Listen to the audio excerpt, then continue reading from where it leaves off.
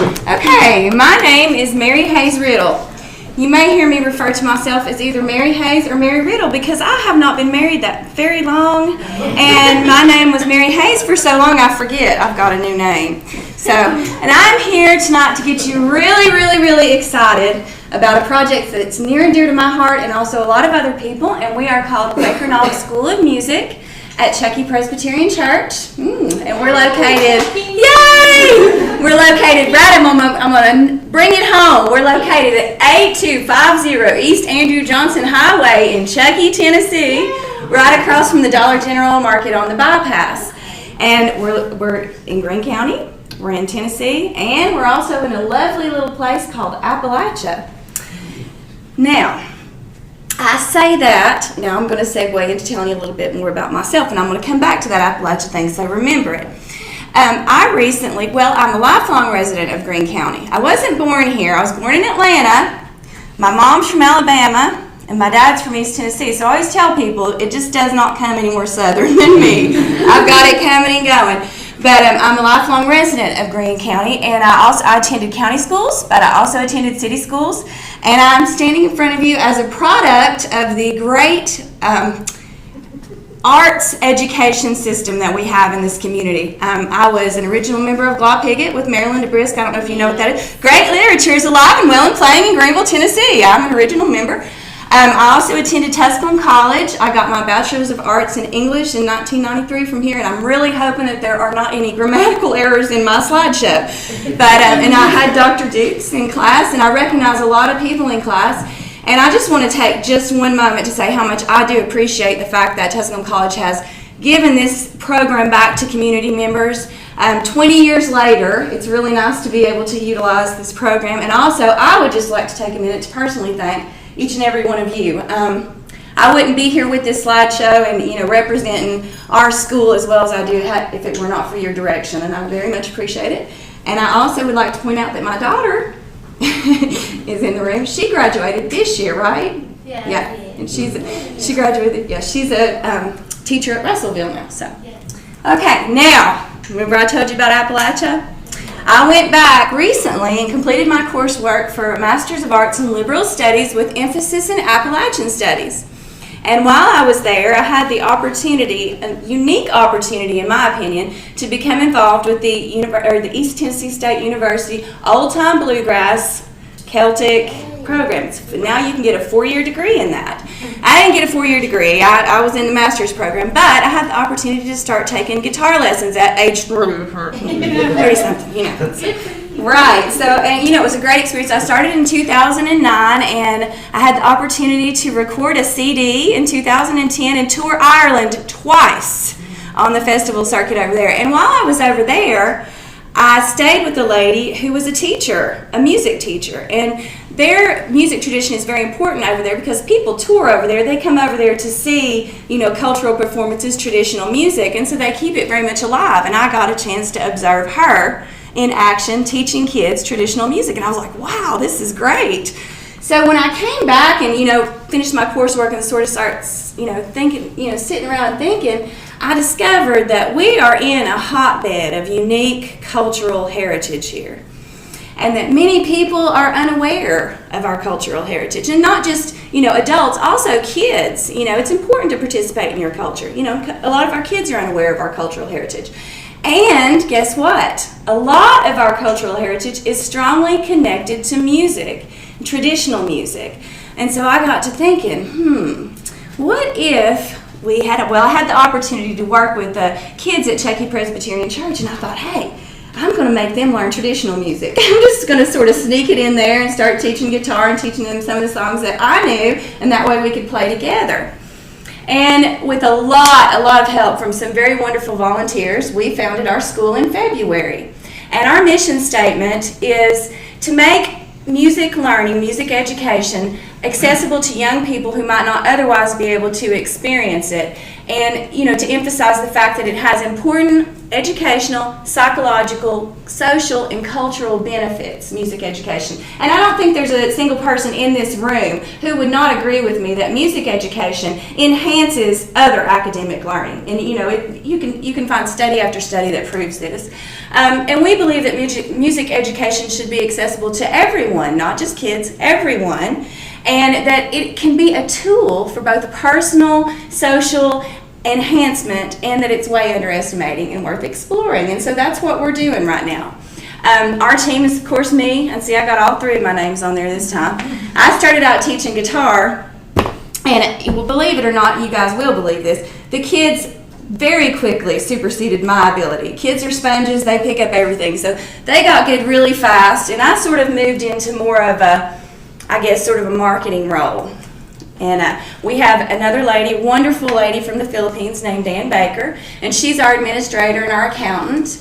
And we have Greg Fields, who's in the room tonight. Greg is now how many years have you taught at East Tennessee State? 16.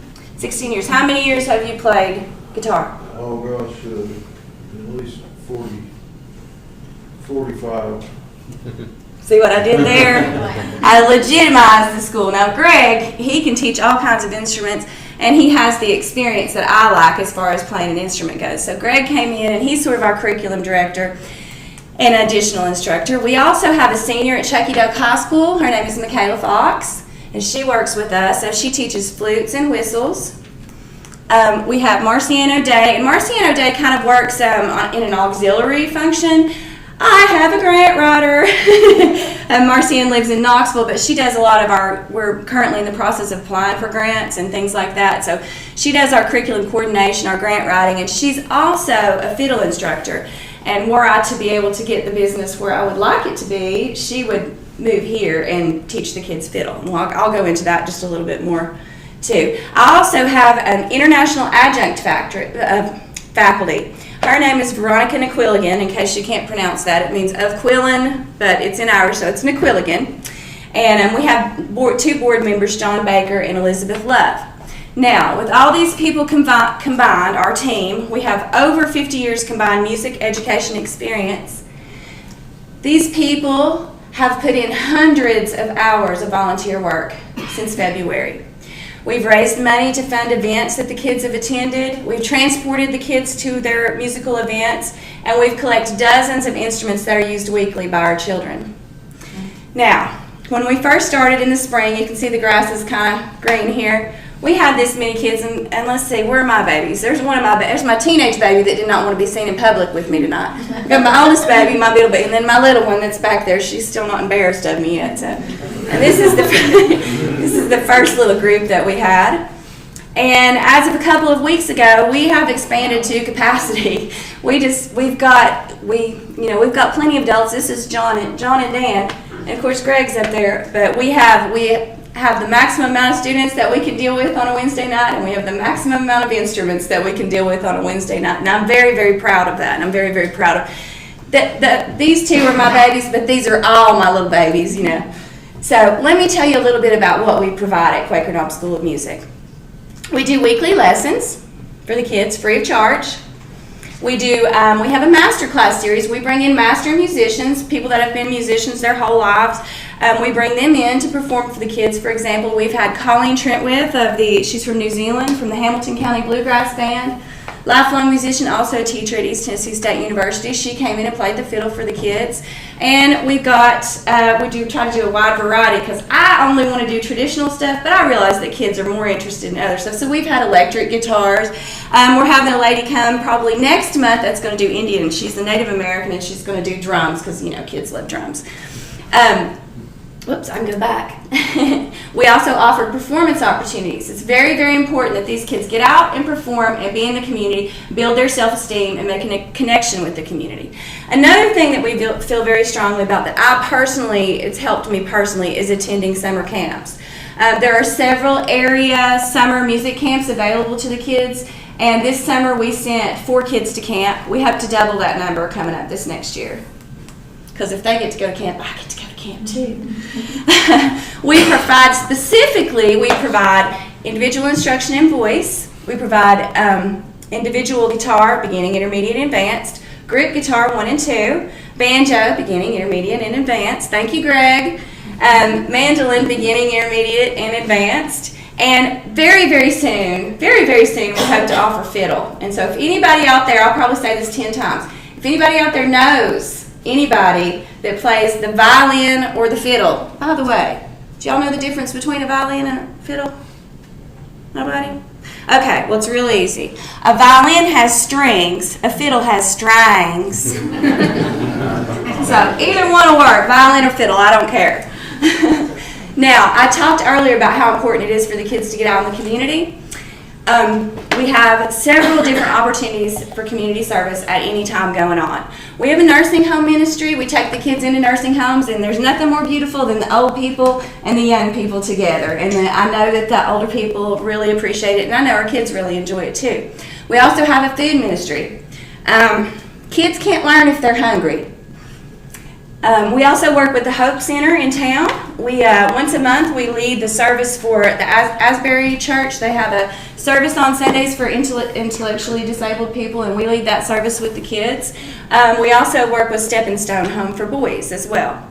So we're doing a lot with the community, and we think that's very important to teach the kids. Not only are they learning to play an instrument, but they're learning to become a member of a community, not only of our church community and our school community, but also Greenville and Appalachia and the United States and the greater world. Now, our short-term goals and objectives are pretty simple. We hope to become fully functioning and self-sustaining.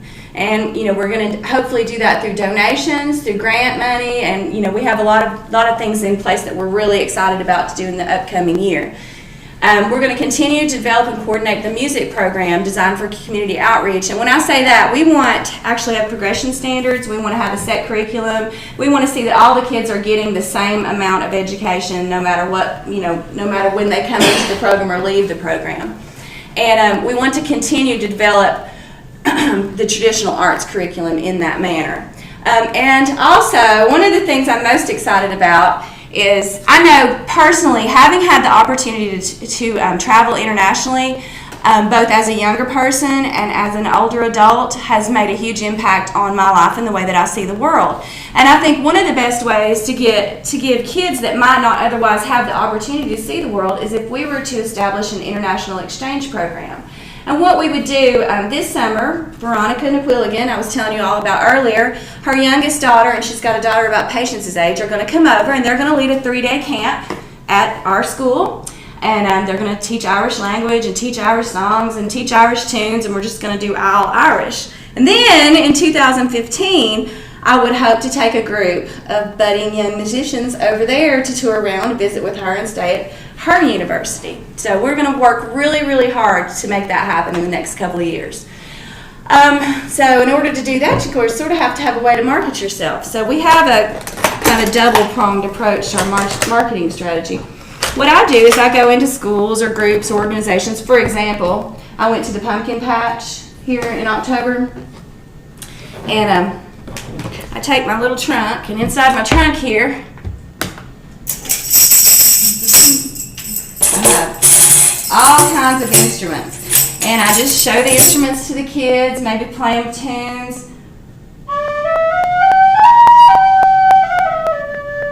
And we might learn a song. I usually would, if I was working with kids, I would teach them la la la chicka lolly-o, la la la chicka lolly-o, I'm gonna marry who I please, la la la chicka lolly-o, and they would sing with me. And that is actually a Civil War song that I learned from the Smithsonian Art Galleries. But anyway, kids love it for some reason. And I've got all kinds of stuff in here. And the whole purpose of this right here is to go into the classroom, enhance the academic education that's already going on within the classroom, and get the kids fired up about learning music and learning to play instruments. That's what this is for. And I also would like to launch a media campaign. Woody J has been extremely helpful with me as far as that goes. He's interviewed me on the radio. I would just like to get the word out there because I know that there are people in this community who would love for their kids to have lessons, traditional music lessons. I mean, we offer a wide variety of lessons. So what I would hope to do in the new year is kind of get people fired up about, wanting to have lessons here at the school. So that's kind of a two-pronged marketing approach I've got going on. Resource requirements. I need a fiddle teacher. I need a violin teacher. I need a fiddle teacher. If anybody in here knows anybody that wants to work with kids, that has it in their heart to work with kids, we would love to have them. You can't learn to play music if you don't know what the music sounds like. We are in need right now of a music library. We need computers, iPods, iPads, anything that these kids can sit and listen to this music on so they can soak it up. A lot of our kids don't have the opportunity to go home and get on the internet. So at the school, that's where their listening takes place. And if you want good musicians, you got to have good listeners. We do a lot of traveling and we have a lot of kids. Right now we're doing all that traveling ourselves, but we are in need of a vehicle. So those are our resource requirements as of right now. Now, you may ask yourself, how can you help Quaker Knox School of Music? Here's how. We need volunteers. And you don't have to play an instrument, and you don't have to sing or anything like that to volunteer at our school. We need people to help prepare meals. We always make sure that the kids eat while they're at school, and we always send food home with them. So that's an important part of what we're doing. And we need people to help with the meals. We need people to help us transport the kids right now since we don't have a vehicle to do that with. We need grant writers. If you know anybody that is a grant writer, it is a matter of statistics. The more grants you apply for, the more grants you're going to get. If you apply for 2 grants, you're probably not going to get 1. If you apply for 6 grants, you're probably going to get 3 or 4. So, it's a numbers game. We need help with that. We always need help with fundraisers. Hey, I've got plenty of ideas for fundraisers, but I'll take every idea that everyone has in this room because every dime that we raise goes to these kids, and that's what I'm all about. So, we also accept food donations. Like I said, it's a very important part of what we're doing to make sure these kids are well fed. We accept instrument donations, and we also accept monetary donations. So one more time, my name's Mary. Thank you so much for coming out and listening to me. I really, really, really am very, very proud to be here representing Quaker Knox School of Music. So if you have any questions for me, I'll be in the room.